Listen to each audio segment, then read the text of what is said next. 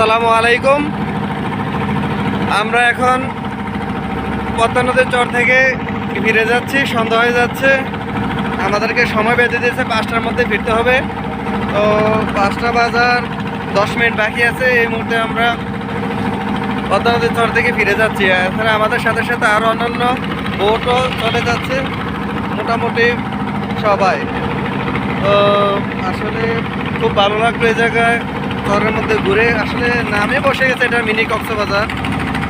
তো যারা আমাদের কুমিল্লার আশেপাশে আছে, কক্সবাজার যাওয়া হয়তো সময়ের জন্য হয় না, সময় সুযোগ বা অর্থের কারণে, অনেক কারণে হয় না, তারা এখানে আসতে পারেন। খুব ভালো লাগবে। তবে হয়তো কক্সবাজারের মতো বিশাল বিশাল ঢেউ দেখবেন না, বিশাল সাগর দেখবেন না, সমুদ্র দেখবেন না, তবে অনেকাংশ মনের আশা মিটে যাবে। আর বিশেষ করে এই যে ট্রলার চড়ার শখটা পূরণ হয়ে যাবে, যেটা কক্সবাজার হয়তো এরকম ট্রলার পাবেন না সেন্ট মার্টিন না গেলে। কেবলমাত্র সেন্ট মার্টিনে যারা যাবেন তারাই এই ট্রলারের স্বাদ পাবেন বা এর সাথে বড় জাহাজের স্বাদ পাবেন। এই যে দূর দূরান্তে জাহাজ দেখা যাচ্ছে, বড় বড় জাহাজ, ট্রলার, যেগুলো দিয়ে আসলে মাছও ধরা হয়, সাগর থেকে মাছ নিয়ে আসা হয় এবং কি বিভিন্ন মালামাল নিয়ে যাওয়া আসা করা হয় ঢাকা থেকে এই নদীতে। চাঁদপুর, তারপর বরিশাল, বিভিন্ন জায়গায় জাহাজে করে আসা যাওয়া করা হয় এই রুট দিয়ে। অনেক দূরে দেখা যাচ্ছে, আমি জানি না আমার ক্যামেরা আসছে কিনা, আসতেছে না খুব বেশি একটা। ওইখানে চরের মধ্যে অনেক লোকজন, বিশেষ করে মাছে ধরার একটা প্রতিযোগিতার মতো চলছে। আসলে এক কথায় প্রাকৃতিক পরিবেশটাই খুব উপভোগ্য এবং ভালো লাগার বিষয়। হয়তো আপনারা সবাই জানেন সূর্য ডুবো ডুবো অবস্থায়।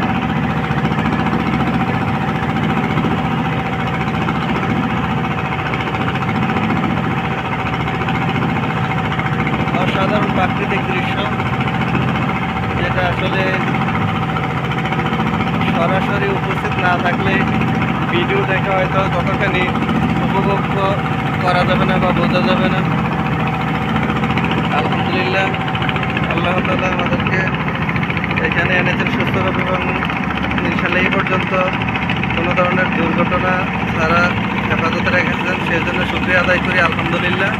এই যে দেখতেছেন আমাদের সামনে আরও বোট যাচ্ছে, ফিরে যাচ্ছে সফর শেষে।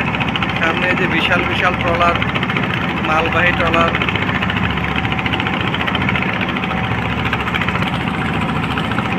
এই যে অনেক দুলছে, এই যে আমাদের ট্রলারগুলো অনেক দুলছে, বিশেষ করে এখন পানি,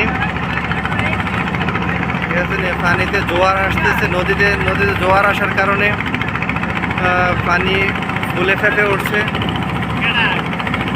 পানির ঢেউগুলো অনেক বড় হচ্ছে।